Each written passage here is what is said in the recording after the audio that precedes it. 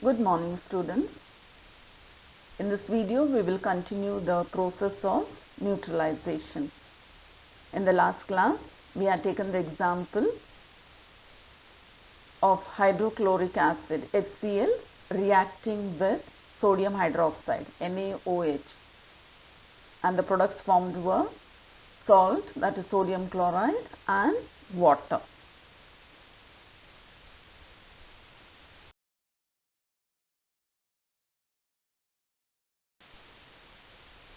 Let us take the next example, that is HNO3 nitric acid reacting with a base potassium hydroxide, and the result formed is KNO3 potassium nitrate and water.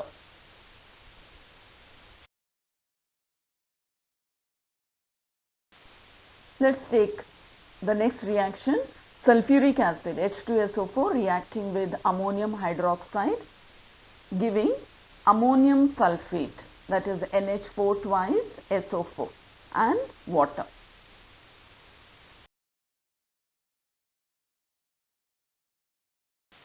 And the last reaction, that is HBr, hydrogen bromide reacting with potassium hydroxide, giving rise to KBr, potassium bromide and water. So in all the reactions we see that whenever an acid reacts with a base, the end products are salt and water.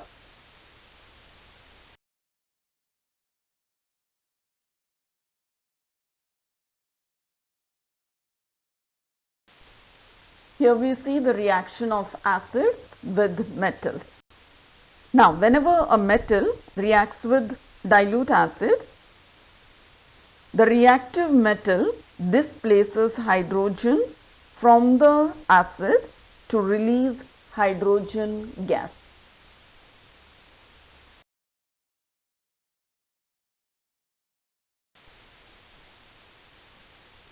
The reaction of acids with metals is determined by the strength and the concentration of the acid. That means how strong the acid is. For example, in the first reaction, magnesium reacts with hydrochloric acid, and the product formed here is magnesium chloride, that is MgCl2, and a gas, that is hydrogen gas, is liberated. Now this hydrogen gas is an inflammable gas. Now inflammable gas means it burns rapidly or catches fire easily.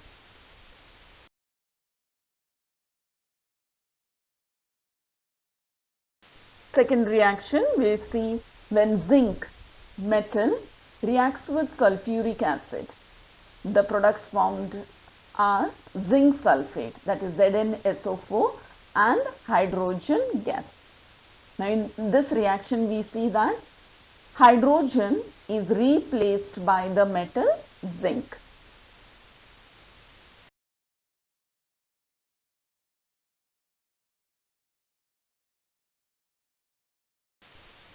The last reaction, that is copper Cu reacting with HNO3 nitric acid, and the result is CuNO3 twice, copper nitrate, and hydrogen gas is liberated.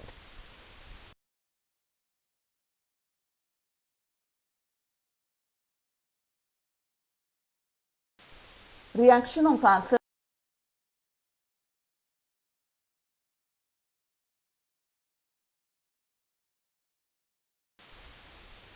Let's take the first example, calcium oxide, that is CaO, reacting with hydrochloric acid, giving rise to calcium chloride, CaCl2, and water.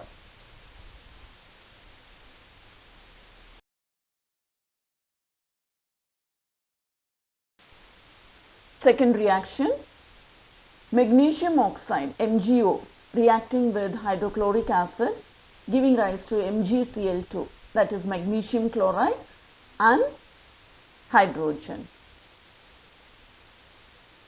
Water is given.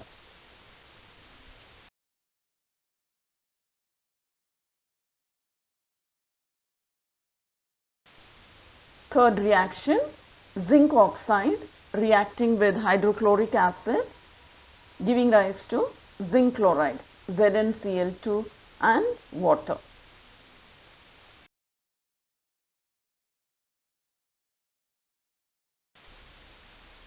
Fourth reaction, Al2O3, that is aluminium oxide reacting with hydrogen fluoride giving rise to aluminium fluoride and water.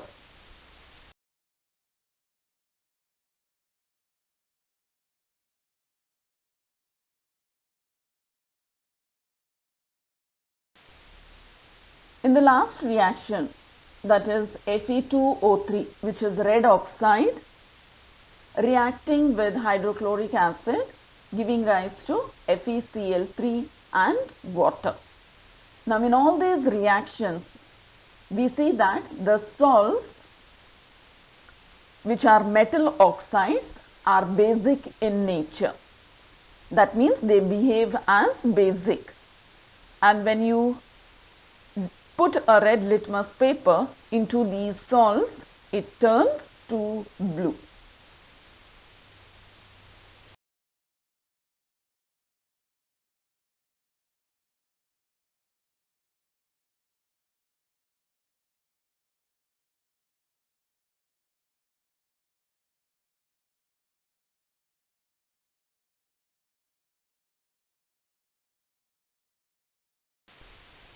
Reaction of bases with oxides of non-metals. When a non-metallic oxide reacts with a base, it forms salt and water. Now all the non-metallic oxides are acidic in nature. So we see oxide of non-metal reacting with a base forming salt and water.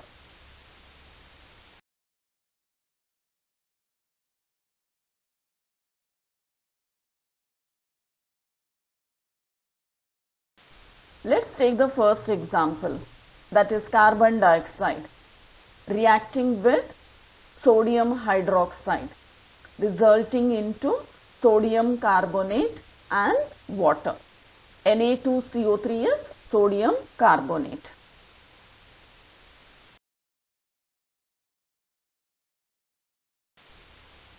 Second reaction, carbon dioxide reacting with potassium hydroxide giving rise to K2CO3, that is potassium carbonate and water.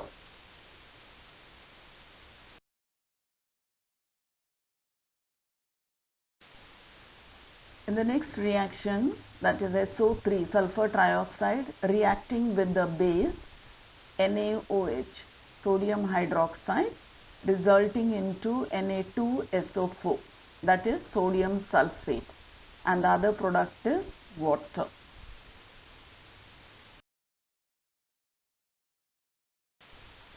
In the last reaction, that is zinc oxide, ZnO reacting with sodium hydroxide, and the product here is sodium zincate, Na2ZnO2, and the other product is water.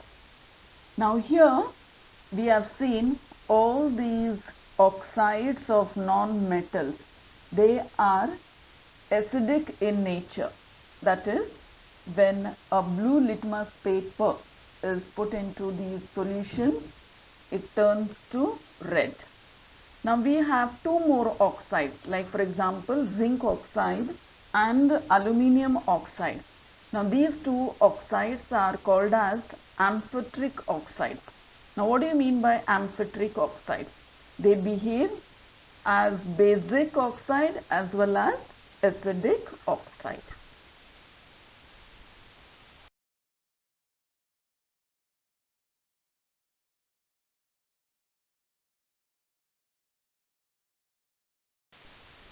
Here we will study the reaction of acids with carbonates and bicarbonates of metals. Now before going to the example, we have a test for carbon dioxide gas. that is when lime water, which is calcium hydroxide, CaOH twice, comes in contact with the carbon dioxide gas released in the form of effervescence, it turns milky, and this is the chemical test for carbon dioxide gas. So when lime water turns milky, we infer that the effervescence is of carbon dioxide gas. This gas, that is carbon dioxide, is produced on reaction of acids with carbonate and bicarbonate salts of metals. So we see calcium hydroxide reacting with carbon dioxide, which results into calcium carbonate and water.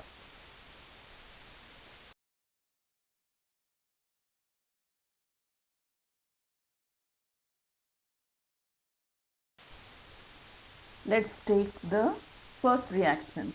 So when a metal carbonate reacts with an acid, the products formed are salt and carbon dioxide gas.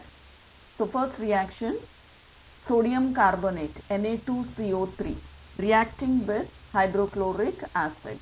So the products formed are sodium chloride, carbon dioxide and water.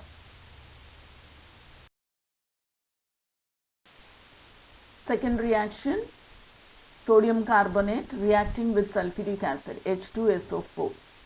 So the product formed here is Na2SO4, that is sodium sulfate, carbon dioxide and water.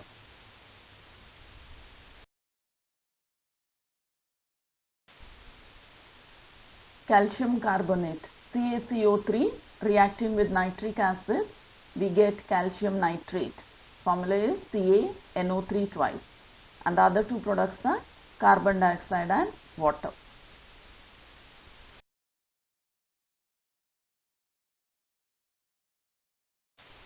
Last reaction, potassium carbonate, K2CO3, reacting with sulfuric acid, H2SO4, and we get K2SO4, that is potassium sulfate, carbon dioxide and water.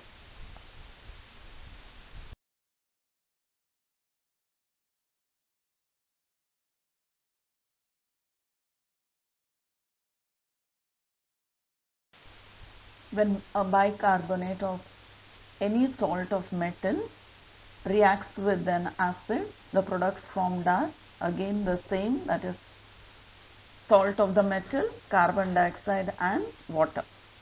The first reaction, sodium bicarbonate, that is NaHCO3, reacting with hydrochloric acid. The products formed are sodium chloride, carbon dioxide and water.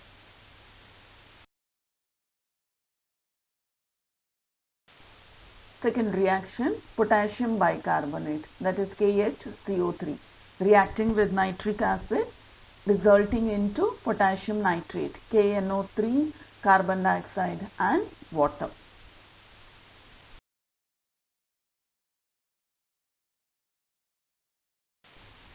In the last reaction, we take sodium bicarbonate reacting with acetic acid, that is CH3COOH, and the products formed are sodium acetate, CH3COONA, and the other two products are carbon dioxide and water.